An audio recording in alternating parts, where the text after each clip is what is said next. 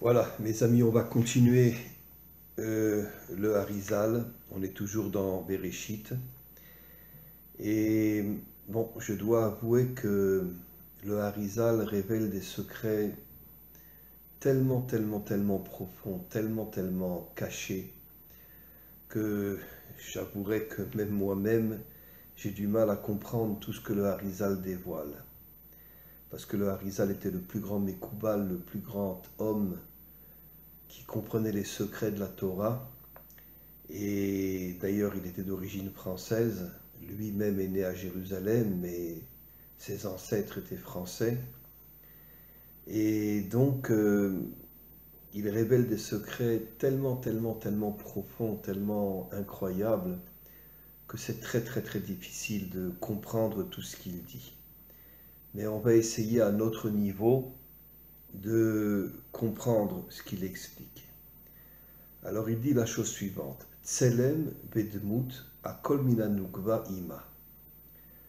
On sait que l'homme est appelé Tselem Elohim, il est appelé aussi Dmut Elohim.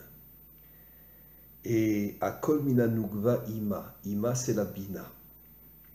C'est-à-dire que la Bina donne à l'homme le Tselem et Dmut. Comme on va le voir, le Tselem c'est l'homme et Dmut c'est la femme.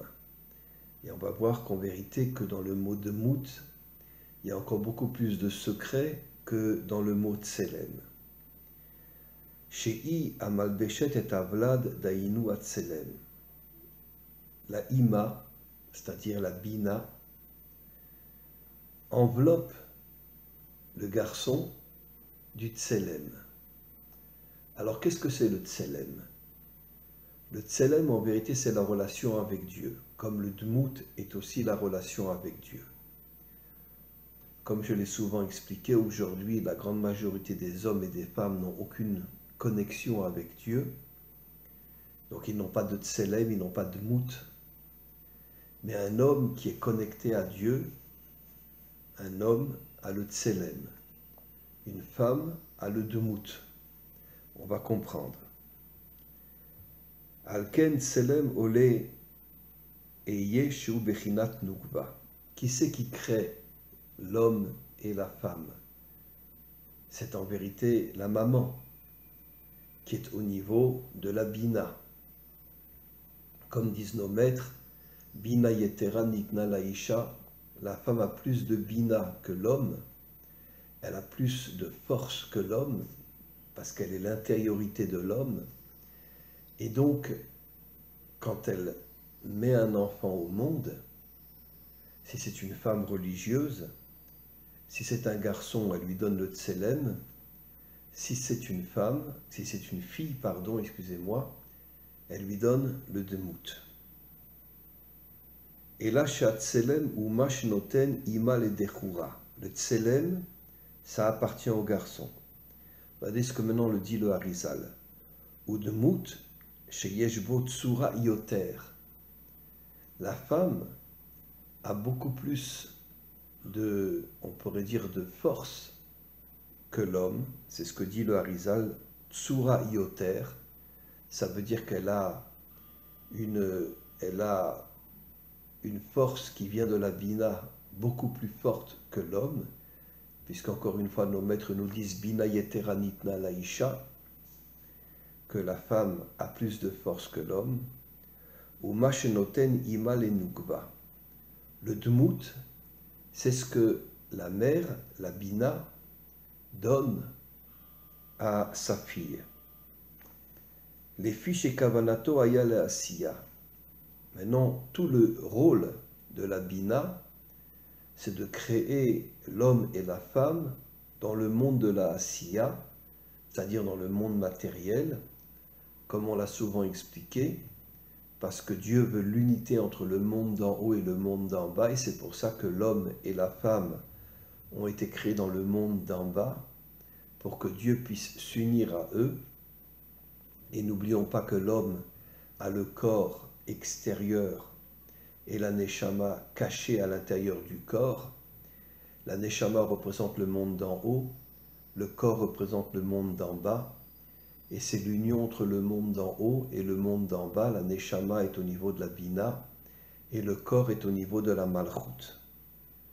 Ou Leolam, Atarton Yeshlo Kohar, Kol Ma Shelema'ala. Le monde d'en bas reçoit des forces du monde d'en haut, c'est-à-dire de la Bina. Ou Be'elion, Enbo Bechinat Tarton. Dans le monde d'en haut, il n'y a bien sûr pas le monde matériel. Tout le travail du monde matériel, tout le travail du monde spirituel, c'est justement de déverser des forces dans le monde d'en bas. Mais quelles forces? On ne parle que des hommes et des femmes authentiques, qui sont dans l'action avec le corps et qui en même temps sont connectés à Dieu.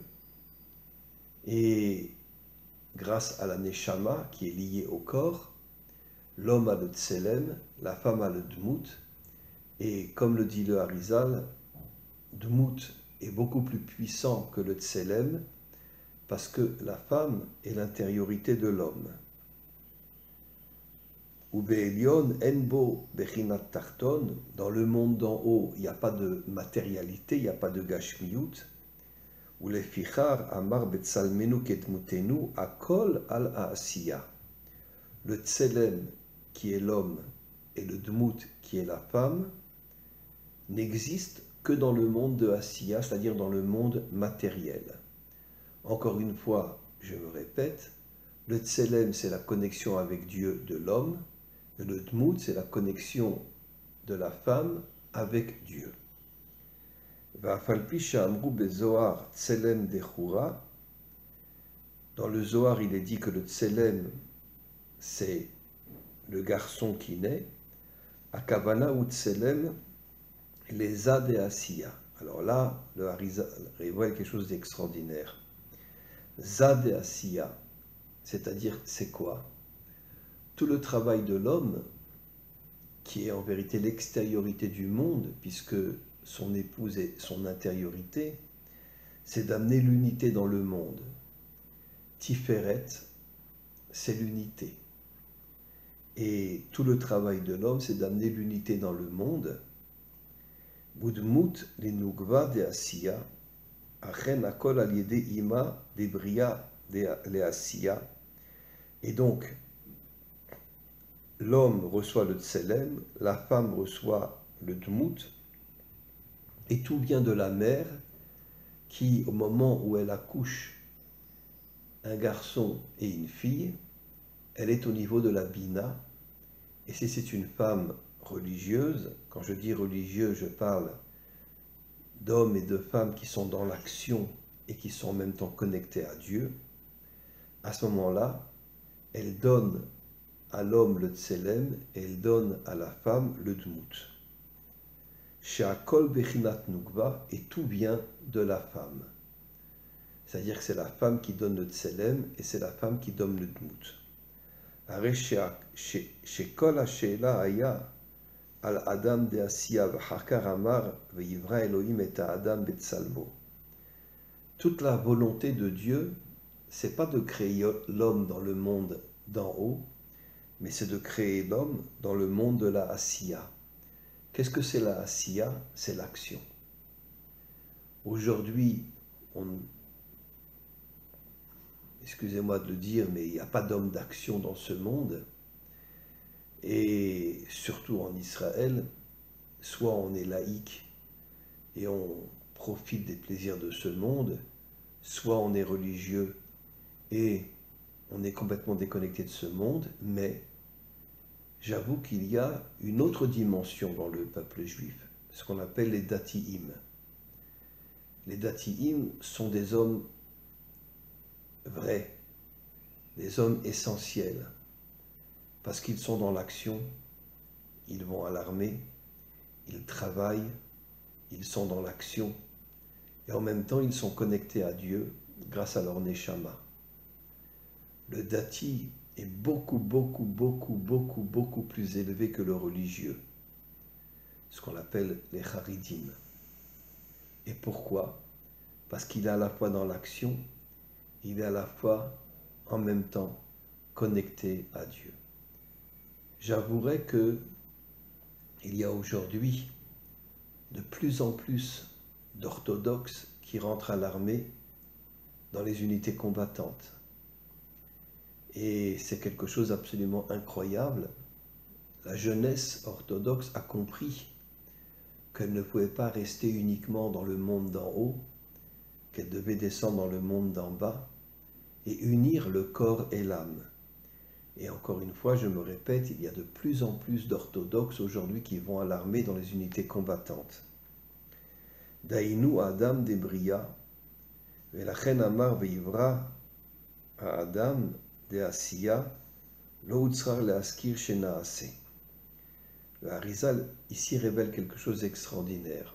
Le premier passouk, c'est Bereshit bara Elokim et Hashamayim ve et Haaretz. Shamayim fait allusion à l'âme et Haaretz fait allusion au corps, c'est-à-dire en vérité à l'homme.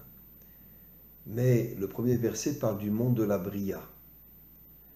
En vérité, un peu plus loin, on voit que l'homme a été créé dans le monde de Asiya. L'homme authentique est dans le monde matériel.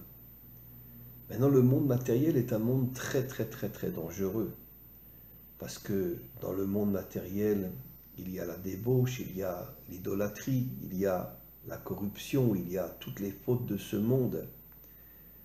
Et c'est pour ça que si un homme n'est pas connecté à sa neshama, qui est la bina, il ne reçoit aucune force de la bina, et il tombe complètement dans toutes les catastrophes et dans toutes les saletés de ce monde.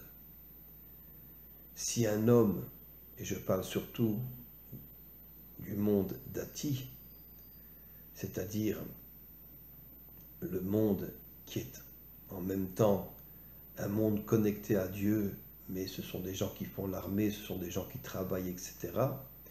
Je me répète, aujourd'hui il y a de plus en plus d'orthodoxes qui rentrent à l'armée dans les unités combattantes et aussi qui veulent après travailler. Donc ça veut dire que le monde religieux, le monde haridi, le monde orthodoxe, est en train de changer complètement au niveau de la jeunesse. Ils ont compris que finalement, on ne pouvait plus rester uniquement dans le monde d'en haut, on devait se connecter au corps et à l'âme. Et donc, qui a dibour, bezel à soto. Maintenant, le dibour, c'est l'action. Alors, qu'est-ce que ça veut dire le dibour, c'est l'action?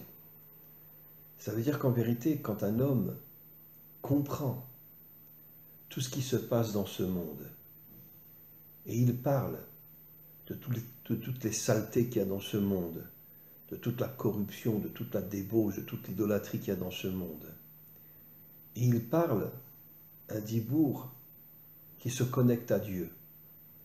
À ce moment-là, l'homme devient un homme authentique et il rentre dans l'action, mais dans l'action propre, dans l'action authentique, dans l'action qui va faire de lui un homme propre, un homme authentique, un homme qui ne va pas tomber dans les fautes parce qu'il est connecté à Dieu. Et c'est ce qu'il est dit, Bedvar Hashem Shamayim Naasu, Ainu Adam de Asiya. Le ciel correspond à l'âme qui est cachée dans le corps. Ainu Adam de Asiya, c'est l'homme qui est dans le monde matériel. Lo utzrar elav maase, ela ashelav adibur, ba'em maspik, ve'amar betzelem Elohim bara oto, em amochim abaim elav amalbushim benai deima. J'explique. En vérité, l'homme, qui est surtout un homme d'action, la femme est l'intériorité de l'homme. L'homme est un homme d'action. Aujourd'hui, il n'y a plus d'homme d'action. Quand je parle d'un homme d'action, je parle d'un homme qui se bat contre tous les méchants de ce monde. Il y en a eu quelques-uns. Martin Luther King, qui était un catholique, mais un homme exceptionnel, un homme extraordinaire, qui voulait enlever le racisme en Amérique. Bon, il s'est fait assassiner. Coluche aussi s'est fait assassiner. Et il y en a eu quantité d'autres. J'ai souvent parlé du Rav Kahana en Israël, qui était un homme exceptionnel, qui lui aussi était un homme dans l'action et dans la spiritualité, lui aussi s'est fait assassiner. Et donc, Ule Adam ze debria lo yatzivui shelo yochal me'etz hadaat. Alors, on sait qu'il y a différents hommes. Il y a l'homme de Hatzilut, l'homme de Bria, l'homme de Yetzira, mais l'homme authentique, l'homme véritable, est celui qui est, l'homme de Yetzira, pardon, est celui qui est dans la Asiya. Dans les trois mondes spirituels, Hatzilut, Bria et Yetzira, le Harizal va révéler quelque chose d'extraordinaire. Ils avaient le droit de manger du Etz Hadaat, c'est-à-dire de l'arbre du bien et du mal. Pourquoi? Parce que dans les mondes supérieurs, le mal n'existe pas. Et donc, un homme de Hatzilut, un homme de Bria, un homme de Yetzira peut manger de cet arbre-là, parce qu'encore une fois, il n'y a pas de mal. Le mal ne se trouve que dans le monde de Asiya. C'est pour ça qu'il est dit Etz Hadaat Tov Vera, l'arbre de la connaissance du bien et du mal, mais qui ne se trouve que dans la Asiya. Loya Bochashash Klal, dans les trois mondes supérieurs, il n'y a pas de risque que l'homme puisse tomber dans le mal, puisque ce sont les mondes spirituels. Je voudrais juste rajouter que le seul endroit où l'homme a un corps et une âme, c'est dans le monde matériel. En vérité, dans les mondes supérieurs, il n'y a que l'âme. Et c'est pour ça que la Neshama ne peut pas tomber dans le mal. Mais il n'y a pas de corps dans les mondes supérieurs. D'ailleurs, c'est la raison pour laquelle, quand un homme meurt, son âme remonte en haut, le corps reste en bas. Et c'est pour ça qu'après la délivrance finale, il y aura la résurrection, pour reconnecter l'âme au corps. Et cette fois-ci, ça sera une connexion éternelle, où l'âme et le corps seront ensemble pour l'éternité. Et donc, Ki Be'adam Ze Enbo Chashash. Dans les mondes supérieurs, il n'y a pas de crainte que l'homme tombe. Ou Masheniska Briat Adam Ze Bria Beyom Vav. Pirush Sheye Raoui Liot Briato Achar Yom Zain Shu Nugva Teza de Hatzilut et la Mishum de Leolam Yom Azain Shu Nugva Va'avav Hu Yesod.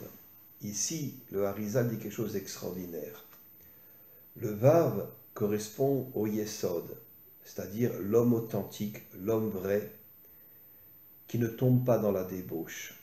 Le Yesod, c'est la pureté sexuelle. La femme, elle est dans le 7e jour, le jour du Shabbat. D'ailleurs, qui c'est qui prépare les repas? C'est la femme. Et on sait très bien que les repas du Shabbat sont extrêmement importants parce que ce sont de bons repas. Et en même temps, il y a des divrei Torah à la table, il y a des chants spirituels à la table. Ça veut dire qu'en vérité, le repas, ça a à la fois la connexion avec la matérialité et la spiritualité. Puisqu'on chante des chants spirituels, on dit des divrei Torah, des paroles de Torah à la table, mais en même temps, on mange aussi. C'est-à-dire, c'est l'union, le Shabbat, et l'union entre l'âme et le corps. C'est pour ça que quand on va prier, on n'est que dans l'âme. Quand on étudie la Torah, on est à la fois dans l'âme et le corps. Mais en vérité, la véritable dimension du Shabbat, c'est les trois repas du Shabbat qui correspondent à la matérialité, le repas, et la spiritualité, les chants spirituels et les paroles de Torah. Ki hayesod mi malchut en lahem pirud leolam. L'homme authentique n'a pas de séparation entre le yesod et la malchut. Sa malchut, il est propre, au niveau de son travail, puisque la Malchut représente le travail, l'action dans le monde, et le Yesod se connecte à la Malchut pour ne pas qu'il tombe dans la débauche. Ve'od she'ikar adechura ou Yesod. L'homme authentique, c'est le Yesod, qui a nugva ena rak bat kibul le kabel atipa shenoten ba Yesod. Et ici le Harizal dit quelque chose. Tout le travail de la femme, c'est de recevoir la semence de l'homme afin de créer un garçon et de créer une fille. C'est elle qui donne le tselem au garçon, c'est elle qui donne le dmout à la fille, et la fille devient plus tard l'intériorité de l'homme. Et c'est comme ça que finalement, on s'aperçoit, aujourd'hui beaucoup d'hommes ne veulent pas, surtout les laïcs, même les religieux ne veulent pas le reconnaître, mais il y a malgré tout quelques hommes qui reconnaissent que la femme est l'intériorité de l'homme. Be'ezrat Hashem, on continuera ce texte la semaine prochaine, un texte absolument extraordinaire. Amen ve Amen.